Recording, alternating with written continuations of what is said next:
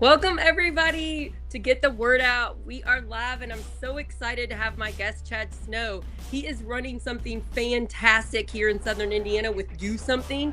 He's doing classes called Conversations That Matter, and he's helping teach all of us how do we talk about politics to our friends, to our neighbors, without erupting in some type of emotional fight, anger. How do we do it? We're always taught, don't talk about politics. Oh, you guys, it's 2025. We need to talk about politics, but we need to talk about politics locally in a non-divisive manner to get engagement, to get community building. So we're going to dig deep in why we need this and how do we do it. And if you're in Southern Indiana, you can join us. You can join Do Something Southern Indiana, and you can come to these classes, but we're also going to give you tips now. Chad, thank you so much for being on today. How are you? I'm wonderful. Thank you so much for the opportunity. This is a great opportunity for us. Oh, I'm so excited to have you. Can you tell me a little bit about why you are wearing a Do Something shirt, why you are running these classes? What made you want to get involved in this? Why is this so important? And then we will dive into what you're doing. Sure. A friend of mine invited me to attend one of Do Something Southern Indiana's public meetings in August of this year. I Oh, showed wow. up and participated. I was especially impressed with the nonpartisan nature of the group and the fact that it was very grassroots, locally focused. Um, there was a lot of energy in the room around protecting immigrant rights.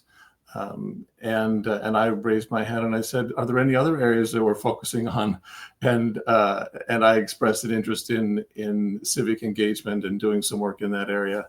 And soon after that, they invited me to participate in one of their steering committee meetings, and they roped me in, and I roped them in, and so it's kind of been a hopefully mutually beneficial arrangement since then.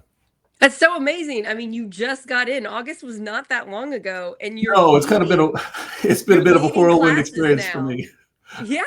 So that kind of shows you the importance of what we're doing in these small, like community building groups that we're having meetings in person. And it's like, oh, you're concerned about that. Do you want to lead a group on that and go with it? And then, yeah, so that's really awesome. So thanks for doing this. Okay. Why were you concerned about civic engagement? Why is that a need that we have? Well, it's something that just as an individual person, been concerned about for a long time. But frankly, with the Trump administration's push, particularly in the second administration, it feels to me like things are more divisive than ever. And I'm concerned that we've really lost two things. We've lost the ability to talk with one another and listen to one another. And I think we've lost a focus on what it really means to find shared values as Americans. And we spend too much time, and maybe for a variety of reasons, in our own individual camps, listening to people that think and sound like us. And Yeah, that is such a huge problem. We get in our own little political bubbles and we think something and then it's mirrored back in other people's posts and comments. So then we think everybody thinks that way and we're missing what our neighbors think.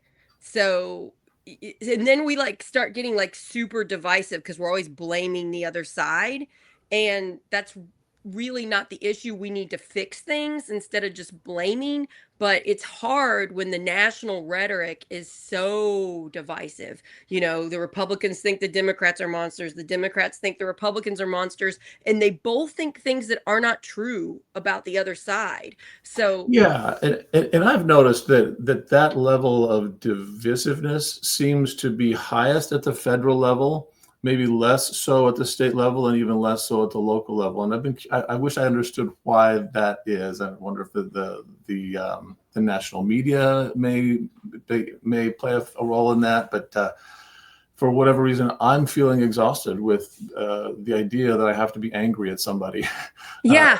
somebody that You disagrees with me. You know, I have a show with my Republican friend Christopher Machen. He's Tim Peck's nephew, and he's a Republican, and we're really good friends. And we do a mental fitness show where we ask each other what the other side sees, because I see Democrat news and he sees Republican news, and it helps me to understand the version of the news that he's seen is completely different than the version that I'm seeing, and we're both supposed to be angry at the other one. And once we kind of acknowledge it, and we realize, well, I don't feel that way that they're telling me, and you don't feel the way that the Republican side's telling you, but they're trying to get us to be angry at each other. It really helps us to break it down. And then, like, I always feel better at the end of the show because I'm thinking the other side thinks these terrible things, and most of them don't. And and it's so hard to prove it to people. Yeah, yeah. I see a lot on social media to that point. I see a lot of people say in their posts, the left says this or the right believes this.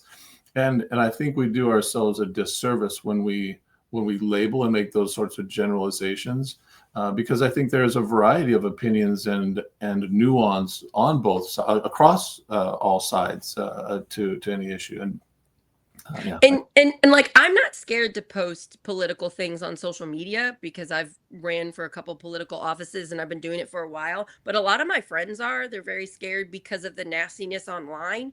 And I always like to point out that's not real life. You know, the mean thing that a neighbor might post on my Facebook is not how they speak to me when I see them on the street. And we need to really remember that because it scares us, and that's one of the reasons we need your classes on how to talk to people, because we think they're going to yell at us.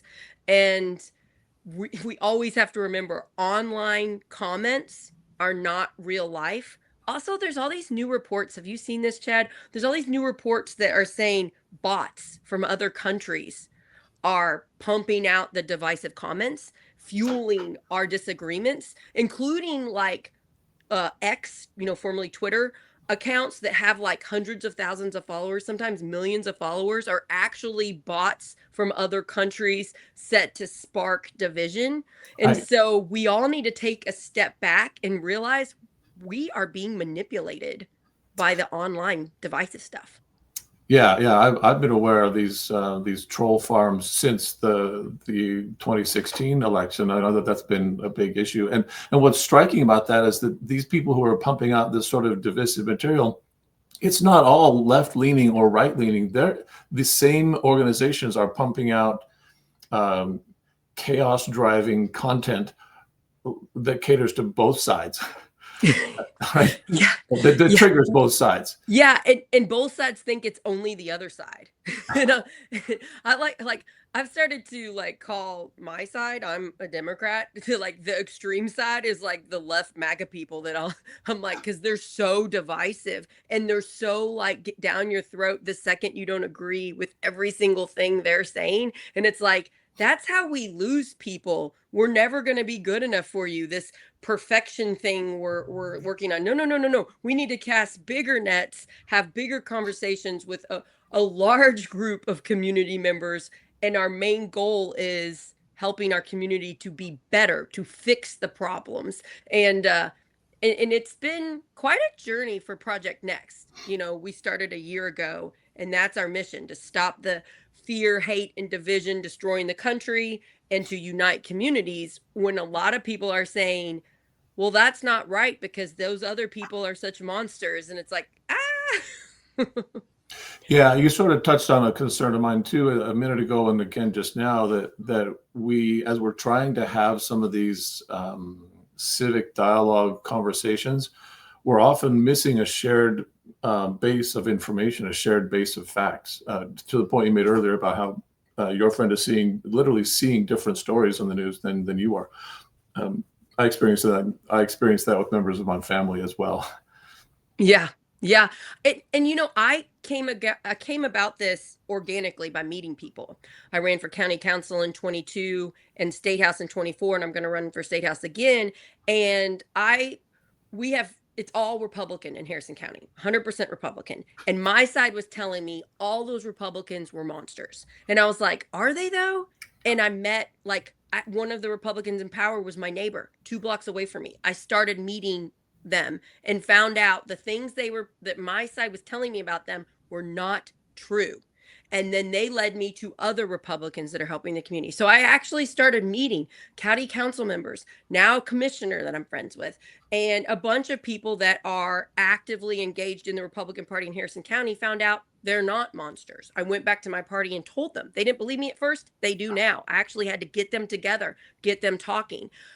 It was harder than I thought it was going to be, but boy, did it help my mental health to realize not everybody on the other side is this monster that our national news and social media are painting it to be. And we actually have to, shocker, have conversations with them to figure it out.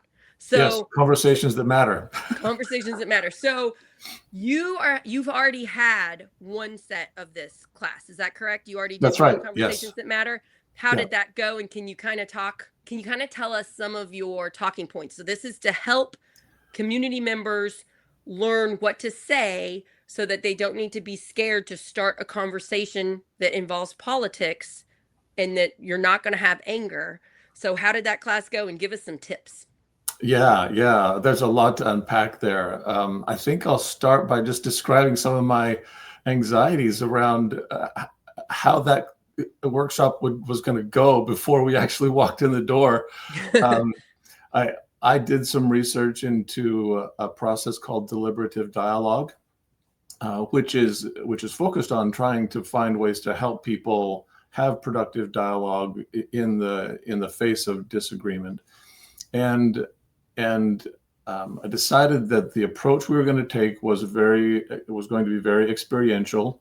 We were not just come into a classroom and listen to a lecture, but we were going to have a little snippet, a brief principle that we were going to share, and then we're going to have a conversation and apply that principle and see how it worked, and then discuss it, and then move on to another small bite-sized principle and have another conversation where we apply that.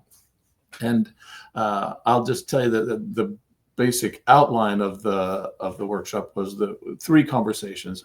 Our first conversation was meant to be very low key and a way to help participants really connect and identify with one another, and to illustrate. So you start off easy. Start out with easy conversation. And to illustrate the principle that we all come to our current beliefs and current preferences based on our past lived experiences or observed experiences, right? And so we started out talking about what's your favorite comfort food, and how did that, and what experiences from your childhood or from your past do you associate with that? And that really helped to drive home the idea that you may like apple pie and I may like pumpkin pie, but we both have different and legitimate reasons for arriving at that conclusion, right? But I'm not going to stop speaking to you because we don't have the same pie preference. Right, and people in the group made that comment exactly, and so I have this idea that and belief that if we're going to really break the divisiveness, one of the first steps is to understand that everyone's world and everyone's perceptions and beliefs make sense in their own mind, and we have to sort of accept and acknowledge that, and be willing to listen to one another, explain how they arrived at that conclusion, because I think that can help to create. It does 2 things. It creates empathy for one another, and it provides a framework for us to have a conversation about, that's interesting. The fact that you had this adverse experience as a child, I can definitely see how that would cause you to feel this differently about this issue than I do. Right. So listening is a great one. Yeah. So that would definitely be a good step. Listen. I get a lot. Have you seen these posts where they'll put up a graphic that says, if you don't believe in my basic fundamental rights of we can't be friends? And I want to counteract with, I hear what you're saying, but a lot of the people that are voting differently than you don't realize they're doing that. They don't want to take away your rights. They're listening to other news. They're thinking the people they're voting for are not taking away people's rights for the most part. We've got extreme people on both sides. Yes, they're wanting to hurt other people, and we shouldn't make them leaders. We should make the unity people that care about everybody leaders. But just acknowledge, just because your aunt voted differently than you doesn't mean she wants all these basic fundamental rights taken from you. She doesn't see it. She doesn't know. And so if you get your feelings hurt and you block them and you never speak to them again, how are you going to have a conversation with her to get her to see that we all should be voting better? And so, like, I just want people to realize that it's a place of fear and of hurt where we're stopping the dialogue. And it doesn't mean your feelings aren't valid. I'm scared and my feelings also get hurt, but it's going past that and being like, I have to be curious. Why are they voting this way? Let me listen and talk to them. Yeah, I love that concept of curiosity. It really does flip the script. So often when we come into a conversation about religion or politics or some of these difficult topics, our frame of reference is that my goal or my job is to do a really good job of explaining to you why I feel the way I do. And one of the things, the first principles we talk about in these conversations that matter workshops is, let's try to switch that script. Let's try to make it my task. My task is to understand your viewpoint, and likewise your task is to understand mine. And if we can change the dynamic, it creates a totally different framework on which to look for ways to move forward. Right. Together, right. Another instance I would recommend when you're having a conversation is to find common ground.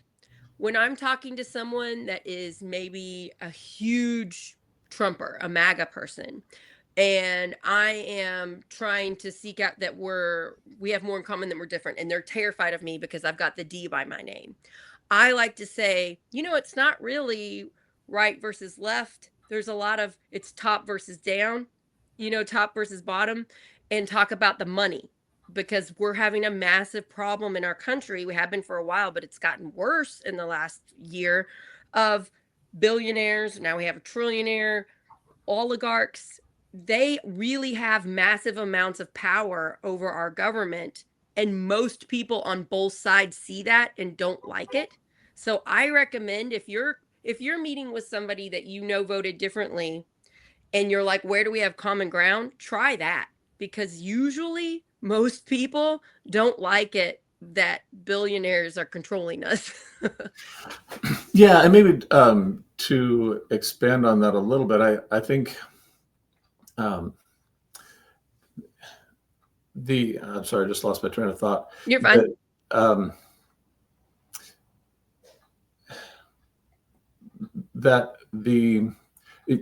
We can think about whether we're a disagreement in terms of either a disagreement about values or a disagreement about positions. Uh-huh. And I think that when we discover that we disagree with someone about a position that we want to take on a particular issue, it might create space for that common ground to think about values. Well, what is it that you value that in this? What value do you out? That's really important. Yeah, common there? ground. What do we have in common? Most of us want to protect our families. We want to have health care. We want to have good education, maybe childcare. Like, there are our energy bills. That's a big thing in Indiana. Our energy bills keep rising. We've lost a lot of power and control from our energy companies due to our state house and making bad laws. And so, yeah, what are their values? I bet they're much more similar to yours than you realize. So that is a really good point. On that point, I have a personal experience with that. I grew up during the Cold War, and I remember having drills where I would crawl under, we would crawl under our desks, in the event of a nuclear attack from Russia or the Soviet Union. And so I grew up sort of internalizing that pervasive fear that might happen. And I remember hearing a song, I think it was by Sting, where the refrain was, "I hope the Russian mothers love their children too." And that just sort of unlocked for me this realization that, that for as much as we may feel like we're enemies, there is always a place where it's just a few people. It's just a few people running the government on both sides. It's not actual human beings. Like, when you study Germans, most Germans didn't want World War II. They didn't want to harm anybody else. I mean, you come down to a human level. It's these people at the top running the show wanting more power and control. And that's a good place to find common ground. We're stuck with who we elected to represent us. So we need to get more involved so we make sure we elect people that have our best interests at heart. And it's a big problem in America because of dark money, because of the way our politics have been ran. It's really hard for our elected officials to listen to us. So we have to get more engaged. We have to be civically, aware of everything. I hope you forgive me for turning the script and asking you a question, but have you noticed in your work that political campaigns tend to favor those with more extreme views? Yes, definitely. Because of the way the primaries are set up.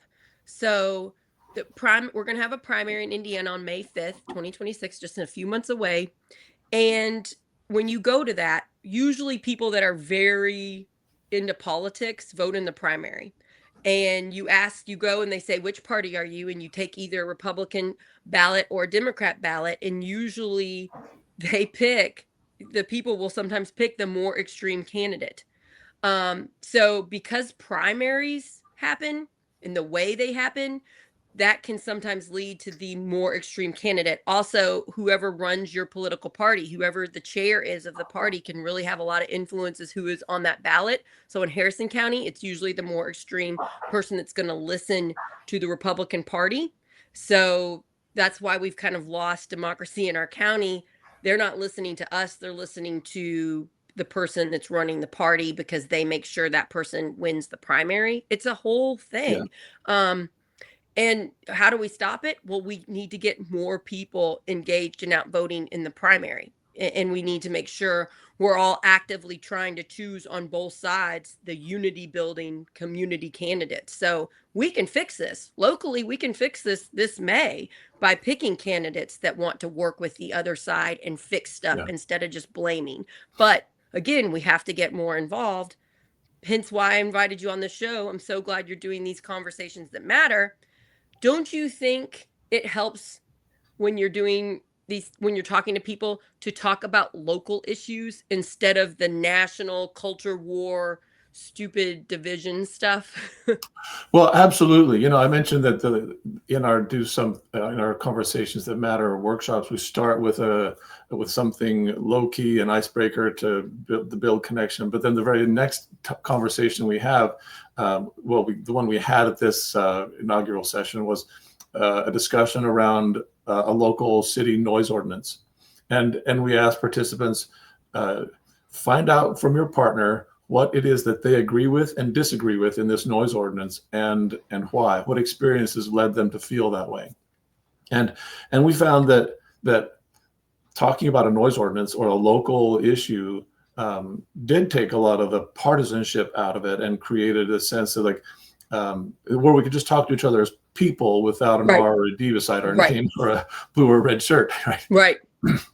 That's so important. Going into conversations without looking at them like they have a political label associated to them, looking at them as people that want the best for the community, even if they might think things differently than you or vote differently. That's so important. So I do a lot of door knocking, talking to strangers at Harvest Homecoming or at community events across the few counties around here. And I don't know how a person votes or if they vote when I go up and talk to them. And so I usually just kind of find out what they care about. I ask them some questions. And then when I find out they care about public schools, I let them know what's happening at the State House with education and how our public schools are being defunded in Indiana. And a lot of times they don't know. Or, are they worried about their bills or their health care, whatever. So if we just go into the conversation, the difficult conversation, not assuming they're different from us, that really helps. Yeah, I think that speaks to this idea of shared values, whereas two people might have face the same difficulty putting food on the table, but have very different proposed solutions for how to fix that issue. But But yeah. Yeah. So are you planning on having more Conversations That Matter workshops with Do Something Southern I'm Indiana? glad you asked. Yes, we have one scheduled for Wednesday, December 10th, at the Clarksville Library, and we're inviting people to register for those for that workshop. And if you'll go to our website, dosomethingsOIN.com, and click on civic engagement, you'll find links there to our Conversations That Matter page where you can register for that event. Do And you can see Something some of the other things we're doing. SOIN, Southern Indiana, Correct. SOIN Yeah. .com, and click. What was the link to click? Click on Civic civic engagement and then engagement. conversations. Okay. And you can register for the event. What time is the event? It is It's okay. You can tell from me. 6 to 7:30 p.m. on Okay, Wednesday that's evening. fantastic. So if you're around here in Southern Indiana, you can come to this next class, and then you can ask your specific questions. It's so funny every time I do like a parade or something and I go out and I talk to all these strangers, it's sort of mentally exhausting. Like I'll need a few hours to recover and to process because I had so many conversations, but I always come out of it feeling better about humanity. I always come out of it realizing, oh, the online division's not real. It's fake. They're pumping it out. It's not real. Most people are wonderful.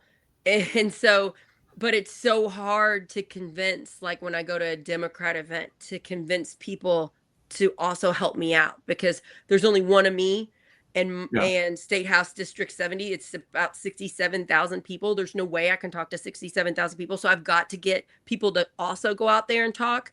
It is so hard to convince them because they just know people are going to be divisive and it's going to get scary. And so this really helps bridge that gap. Okay, you're nervous about it. Let's practice. Is there a lot of like you're doing these workshops, do you have people pair up and practice talking to each other? Yeah, that's exactly the way we do it. Our first two conversations are designed to be had in pairs, and then in the first conversation we just talk about this principle of the path to action and how did I get from my experiences in the past to why I think and feel the way I do today. Our second conversation is really focused on building listening skills, asking clarifying questions, reframing, confirming. Did I understand that correctly? Help me understand how you feel about that, or and then and also agreeing on some sort of a nonverbal cue or some way to signal to the other person if you're beginning to get a little dysregulated or elevated or anxious about the conversation. It's okay to press pause and let's come back and finish this conversation later.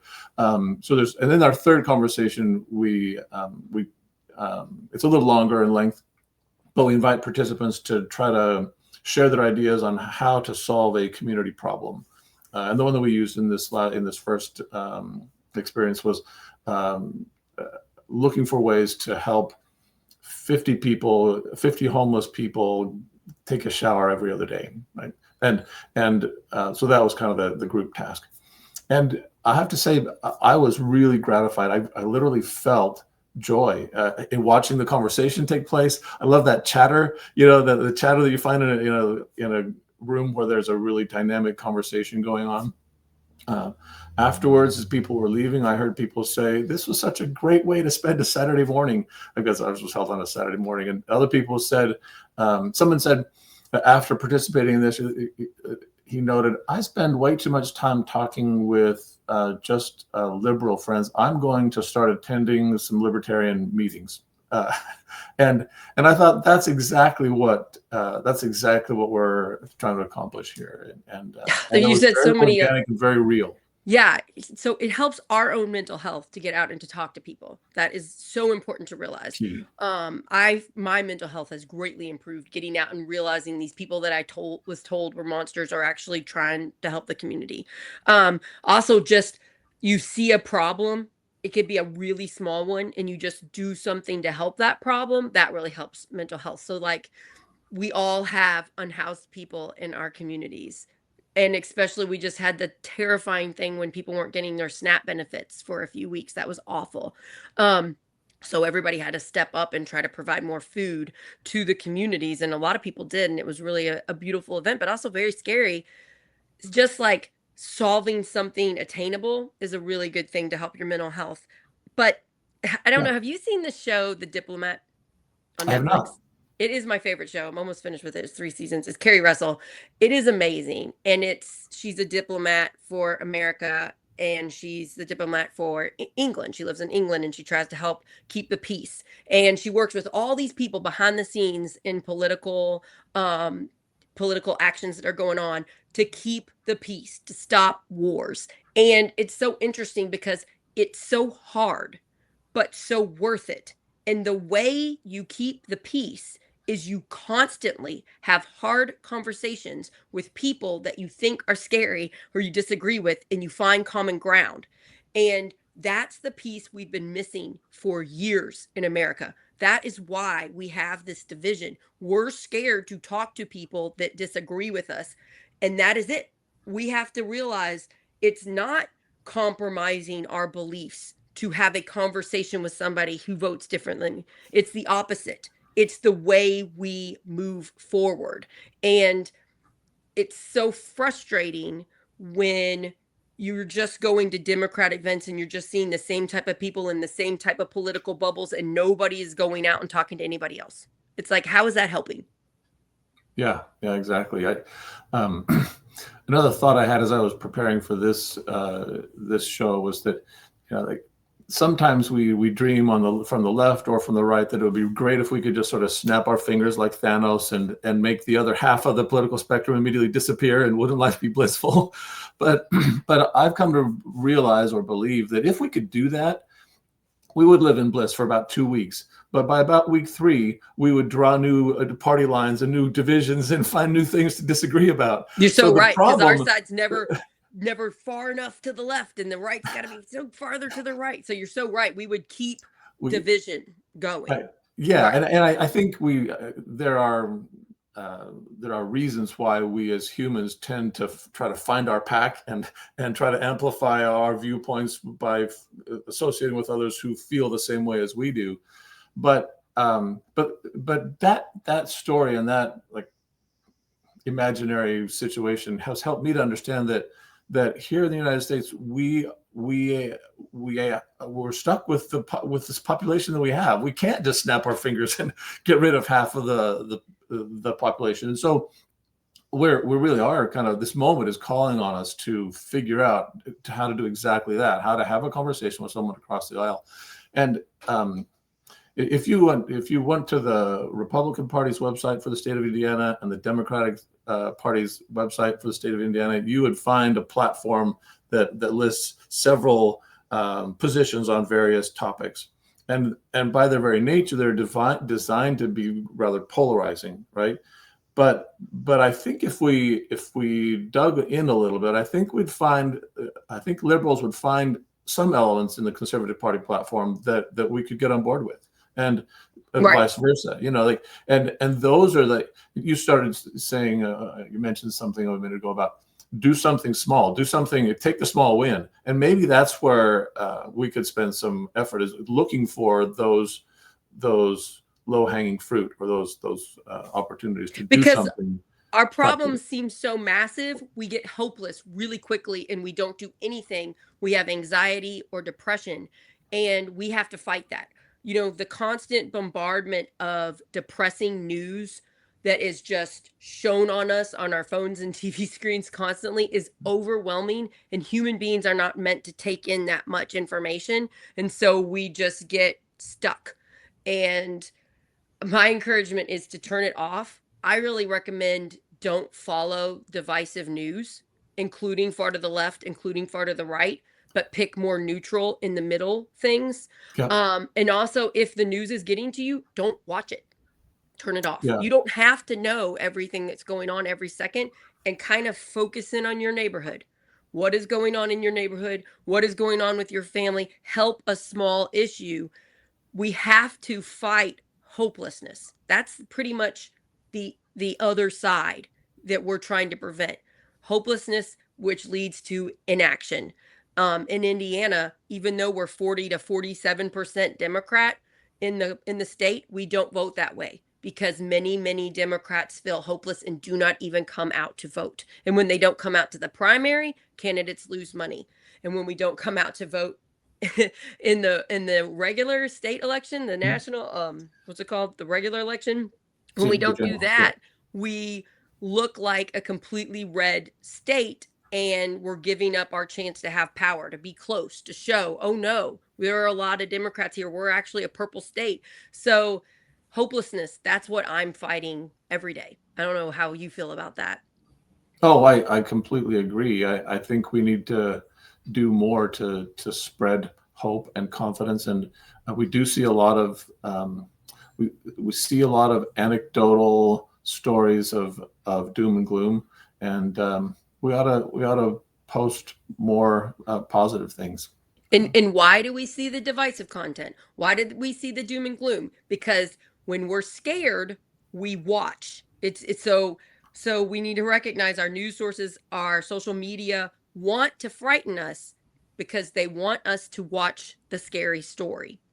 And they want to keep us in panic mode because that keeps us watching. And so once we can kind of step back and analyze, oh, this far to the left headline is meant to make me panic that we have lost our democracy. We have not lost our democracy. We are very lucky to live in America. We still get to vote. There are so many freedoms we have here. And I get really frustrated with the far to the left stories of we've lost our democracy. We're not going to have any more elections. Well, you know what? Trump didn't win the second time. He left. That's going to happen again. I know that it's scary, but we have to look at the evidence of what happened last time. You can try to run as an authoritarian dictator in America, but you don't get everything you want because this isn't an authoritarian government. We have checks and balances. They don't always hold up the way we want, but they are holding up. And this first like 11 months of this administration has been pretty intense. Like you were saying with do something helps with immigration. The things happening with ICE is very terrifying. But we have to stay strong, call it out, do our best, know our rights. Hopefully the courts are going to support us in some of this, and just like have faith in the institution, in the checks and balances. But yeah, the whole news thing, it's just ridiculous. It's scaring us. You made a good point about you made a point a minute ago about the social media feed and the algorithm that drives the content that we see. And I just had a bit of a realization recently that algorithm is customized to me, and the algorithm may not be so much the problem as I'm the problem. Like it watches what it knows what I watch, and it serves up more of the same. And I realized this recently that I can curate my feed just a little bit by purposely spending time on like pages that I disagree with. Now I'm not going to go extreme to either side, but within a moderate range, I can steer that algorithm to serve up a more moderate diet.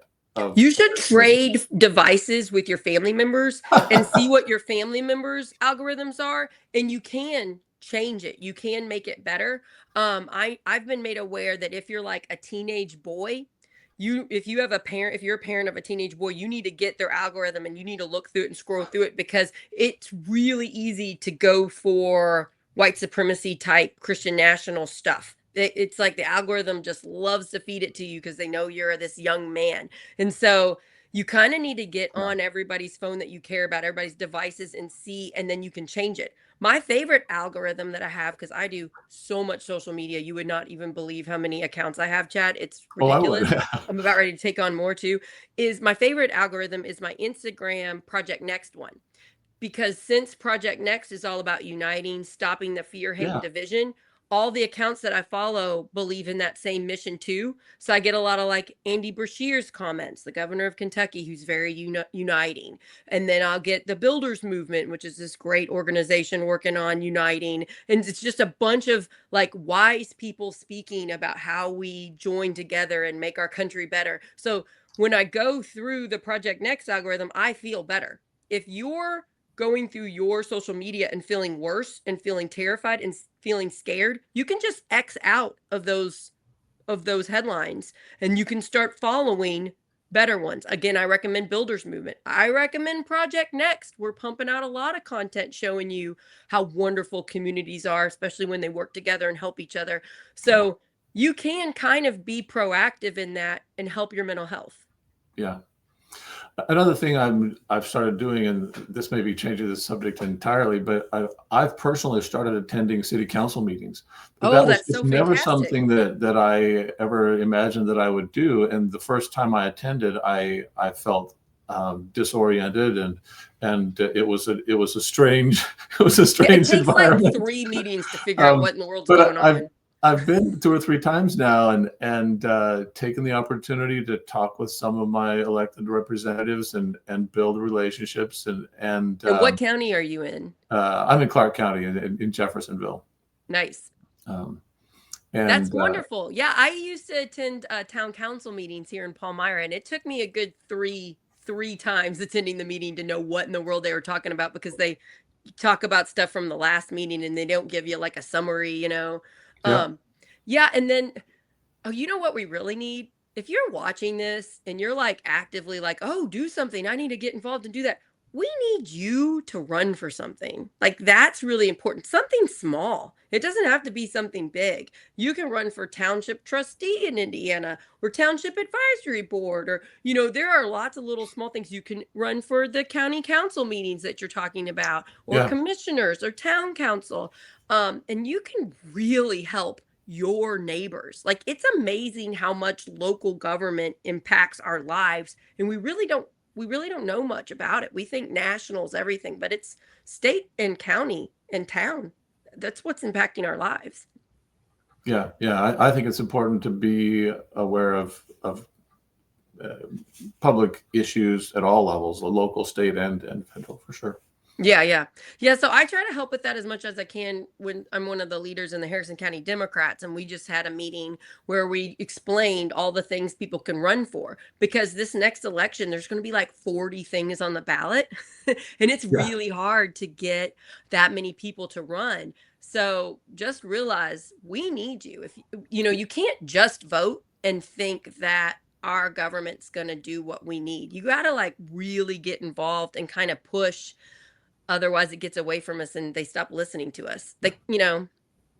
Yeah, I would also just add to that there are a surprisingly large number of civic-minded organizations in our communities that I was just not aware of, that people can join and follow yeah. So and you know what we're doing in Indiana is working. This is something that is incredible to me. So even though Indiana is a super majority of Republicans, and a lot of those people don't necessarily listen to us because they don't have reason to, they can just easily keep getting elected.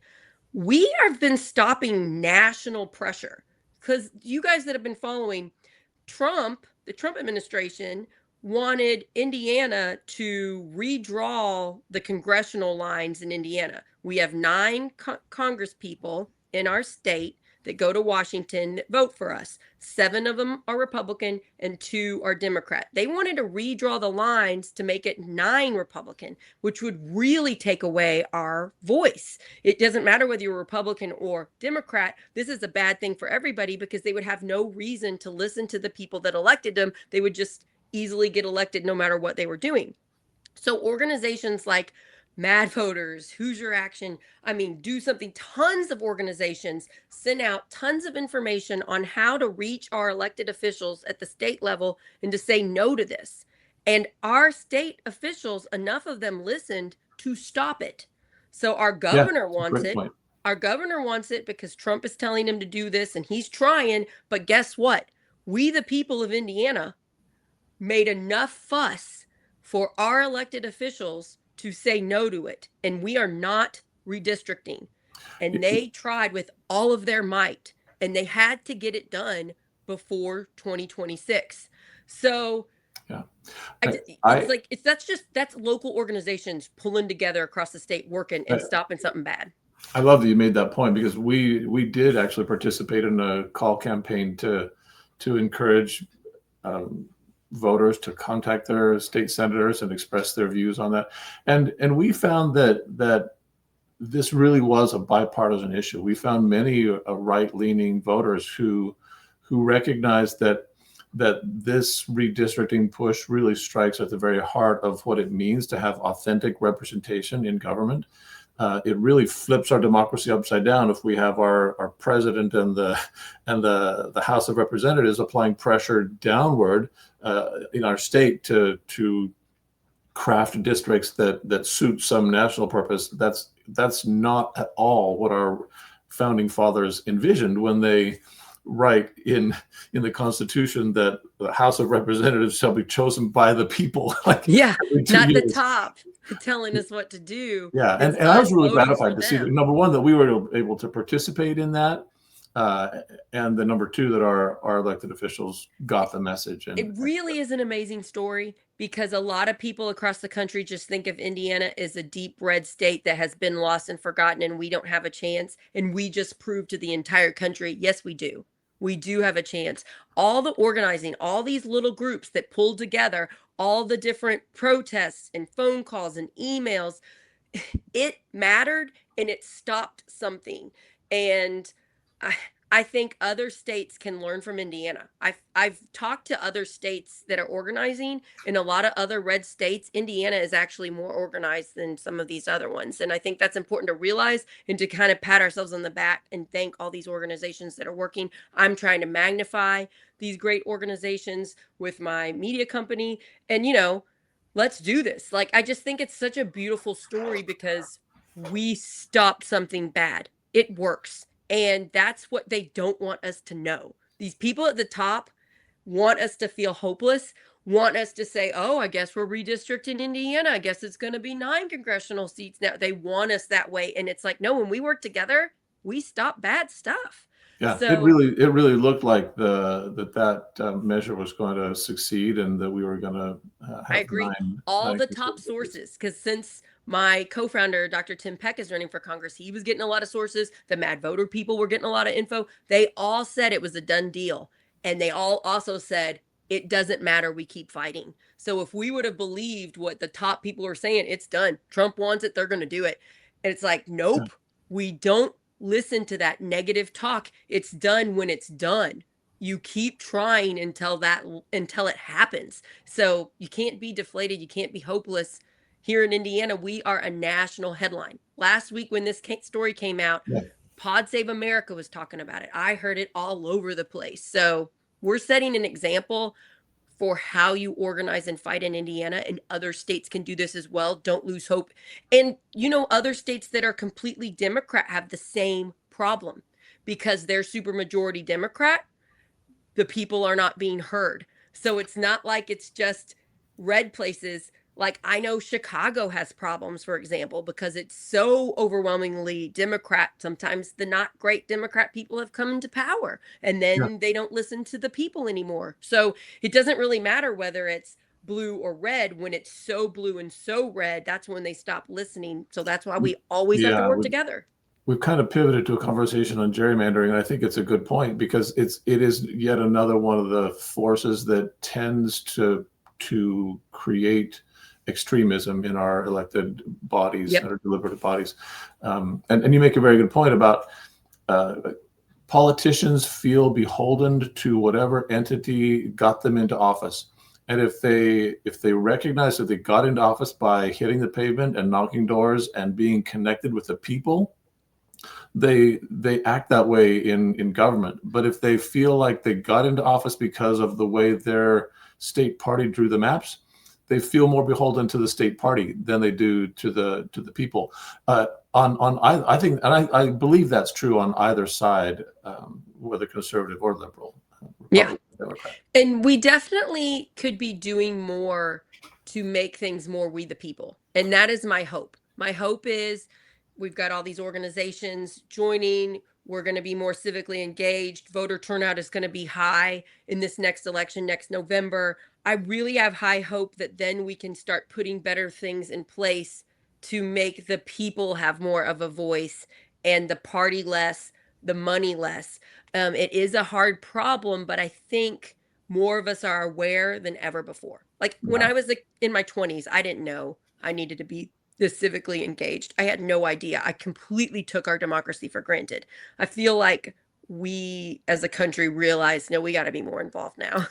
Yeah, at this point, if I could, I'd just like to issue an appeal to people who are feeling energized about wanting to do something about fairness in voting and supporting elections. We do have a Facebook page and a private Facebook group. So if you'll go to our website, DoSomethingSOAN.com, you'll find a link there to our Facebook page. If you'll ask to join our group, we will have you fill out some questions that let you tell us what you're interested in and how you're interested in helping, whether it's helping with immigrant rights or protecting public education or some of the civic engagement work that we've been talking about. Tell us that, and we will find ways to put you to work. And like you're new and you're doing important work for Southern Indiana or for Do Something. So it's important to realize it's not like you're just going to sit back there and just listen. You can get involved and actively start helping really quickly, which I like that about your group. Yeah, you can also just go to Facebook and type in Do Something Southern Indiana for groups. Go to like Yep. groups and search. You can do it that way. I think people just recommended I join it, and is how I got into it. And then if you're not in Southern Indiana, look up, I recommend joining Indivisible. Indivisible is a really good nonpartisan group. They've formed thousands and thousands of chapters across the country. If there isn't an Indivisible group in your area, there's information. If you just look up, go to the Indivisible website and look up how to join, how to make your own group. Indivisible and Do Something are similar. And I know you guys work together Yes. around here. So yeah, Indivisible is a great group, and there's like in like cities and places, there's multiple Indivisibles, and you can pick which one is doing the cause you feel the most passionately about, and you can go to that one. So there are just have hope. There are so many groups, nonpartisan groups, pulling together and making our communities better. It's just you can't snap your fingers and make the change immediate. And our culture is we're not very patient, and that is really hurting us because we want bam results right now. Government is not fast, so It it's shouldn't be like it Yeah. should be designed to be slow and deliberative and thoughtful and frankly representative of the broad swath of the center of the political mass. That's where it should be, and that shouldn't change quickly. Yeah, it's slow for a reason, to protect us. And the national government seems to be moving very quickly, and it is very alarming and terrifying. But we need to zoom in on what is happening locally, and we need to make sure our local officials are not following that national rhetoric and that they're putting the community's needs first. If we don't talk to our elected officials that might be on the other political side of us, they do not hear our side, and they do not know how we feel because we've stopped the conversation. So this is the most important point, I think, in this talk with you, Chad. We have to talk to our local officials and make sure they hear our voice. It doesn't mean we are changing to be like them. That's what my side always says. How, Yeah. that people are calling me moderates all the time. It's like, well, I call myself a progressive, I guess, but I will talk to anybody that wants to help our community. And if they're hurting our community, I will talk to them, because chances are they probably don't realize they're hurting the community because they're only hearing their one side. So they don't hear the other. Yeah. So I hope people will come. Like we do offer. I love the name of our group, Do Something. I do too. The way I titled understand it I came titled about this episode, "The Group Do Something is Actually Doing Something." Yeah, a group, a small group of friends were meeting together one night, and I don't know the story, the details about what they were doing, but there was some wine involved. I understand. Somehow that always comes up in the origin story, but somebody said, "Yeah, we got to do something about this," and then I guess someone had this stroke of inspiration. Yes, we should form an organization and do something, and that I love that. I love that that we're action oriented and that we're all about doing something. Like my personal tendency in the past has been to to be very perhaps too thoughtful and deliberative and wait too long to do it, like study it all out before I do anything. Yes. But we're all about, let's do something positive, and then learn as we go, and then do something better. I'm proud of you. You just got involved and you're leading a wonderful class to help people figure really out how to good. talk to each other, which Things is, like that. in my opinion, one of the most important things we can do right now. So I'm proud of you and I'm thankful for you. And I'm telling you, the Indivisible group are good people, you all. If you're nervous about going to a group, I love the Indivisible group. I love the Do Something group. These people are smart, caring, action oriented, actually doing things for our community. And what a beautiful thing. So have hope, everybody. Look in and see if you're in Southern Indiana, join. I think I put it in the comments because Susan, who recommended us do the show together, she said something like, we used to have 30 members and now we have 500 in just a few months. We've been growing very, very quickly. Yes, because it's so needed. What you're doing is so needed. And then yeah, we're better together. That's another saying I like to say. We've got to talk to the other side. We're better together. Let's have conversations. I really want to start engaging more with the Republicans in the community that care and having more conversations with them. I think that's so important. Yeah. And We my side really doesn't do can't. that enough. And I'm just like, I don't go to those Democrat events as much anymore. I go to the Do Something events, the Yeah. Indivisible events, because I want to talk to people doing something for the community and not just the divisive, we can't talk to the other side, they're terrible. Yeah. Yeah. In our first Conversations That Matter event, we did lean a little left, and it was still a very enjoyable experience. And we did have some right-leaning folks there too. But my goal is to really create a space where all viewpoints are welcome, and all viewpoints feel motivated and engaged in and interested in attending. So we need more Republicans to come to these events. That's really important. We need your side. We need your viewpoint. Your viewpoint is valuable. You have things that are right that we are missing because we're so one-sided on ours. We need to hear your viewpoint. True conservative, there's a lot of good things about a good Republican that cares about the community. They think a lot of things that I agree with. So if you are a Republican listening to this, we need you in these bipartisan groups. You're so important because, like you're saying, right now they're a little bit more heavily towards the liberal leaning. Yeah. We need those voices so that we can come together and figure out how to fix these problems. I love the metaphor of an eagle in flight. If you could imagine, mechanically, it just absolutely would not work if that eagle were missing the left wing or missing the right wing. It just is impossible to fly straight at all. Or if you're piloting a small plane and you only had a right rudder or only a left rudder, we really do need both perspectives to chart a straight course through the really challenging times that we're living in. In this last month, I've seen a lot more bipartisan efforts, even at the national level. Like I've seen AOC go out and work with Republicans to stop like insider trading. I've seen some Republican-led bipartisan bills being formed to help the environment. There are a lot of bipartisan stuff happening. We need to amplify that and praise it and encourage it. I think we did a pretty good job of in Indiana being thankful for the Republican state senators that said no to redistricting, even though they were getting a lot of pressure from the Republican side to support it. The people that voted, that elected them did not. And they said that. All of them came out and said that was the reason why they weren't doing it, is because the people that elected them were saying they didn't want it. So have faith. Things are turning. Turn off the divisive news. Turn it off. Fix your algorithm. Come to these meetings. If you don't live here, find an Indivisible chapter near you, or see if there's another local group.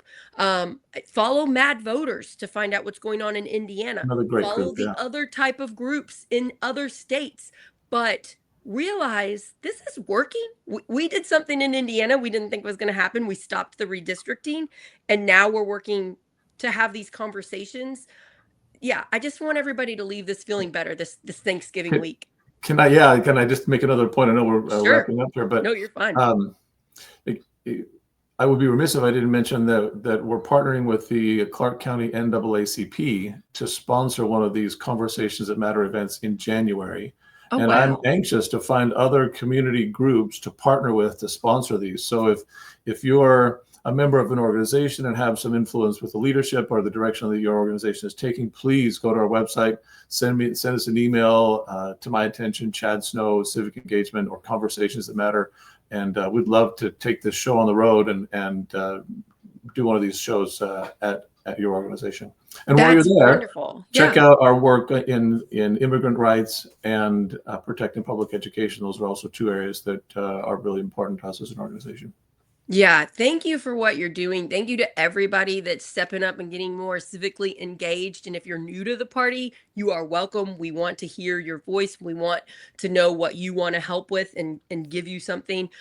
You can message me too if you want any of these resources. Just message on Project Next and I will do my best to send you these resources. This has been fantastic. I do want to say we have a store. Hey Elmer / Project Next. You can go there and get all kinds of merch about Project Next to help us grow. The bigger our viewership, the stronger our voice, the more chance that we can make a difference when we shine a light on issues we want to fix. So please go. There's tons of colors. You can get kids shirts, adults, hoodies, hats, magnets, stickers. And I just want to shout out thank you to Elmer Ramos. That's a local store in Cordon, Indiana. So it's Hey Elmer / Project Next. And it's like shirts are like $25 and then some of the money goes to help keep Project Next running. This like live streaming thing is not cheap, and so we're coming up on we've had our year anniversary, so we're about ready to pay for that again, so that helps support Project Next, helps support what we're doing. Please share this episode with a friend. It's also a podcast. It's on Spotify and Apple, and then you can go to our website, Project Next Indiana, and you can put your email in if you'd like these shows sent to you as emails with a brief description. Then you can watch whichever ones you want. We appreciate you. We're on YouTube. We really need you to subscribe to YouTube. That helps us a lot. And we just really appreciate the support. And the biggest thing you can do is invite your friends on Facebook. If you go to Project Next, click the 3 dots next to message and follow and click invite friends, invite all, and invite them all. Keep clicking. And then that helps us so much. We continuously are growing, but again, the growth helps us to shine a light on groups like yourself on Do Something Southern Indiana. Chad, I hope to have you on again. I love it. Your next thing is December 10th, and you can sign up by going to Do Something SOIN.com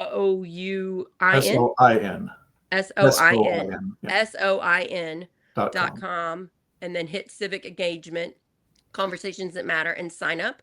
You can also follow them on Facebook. Go to the group, search for groups, Do Something Southern Indiana, and you can answer a few questions and join. And then also go to Indivisible if you are in other places. Thank you so much, Chad. Thank you. This was a really important conversation. And it was really wonderful to have you on. It makes me feel better knowing that you and your group are just doing all you can around here to make things better. Yeah. Likewise. Bye, everybody. Have a great day. Oh, and we're going to do a Thanksgiving special tomorrow with me and Tim and Christopher, and they're going to be together. It's really cute because they're having Thanksgiving together. So it's going to be a Thanksgiving themed Project Next show. I'm really looking forward to that. So I'll see you all tomorrow. Bye, everybody. Bye-bye.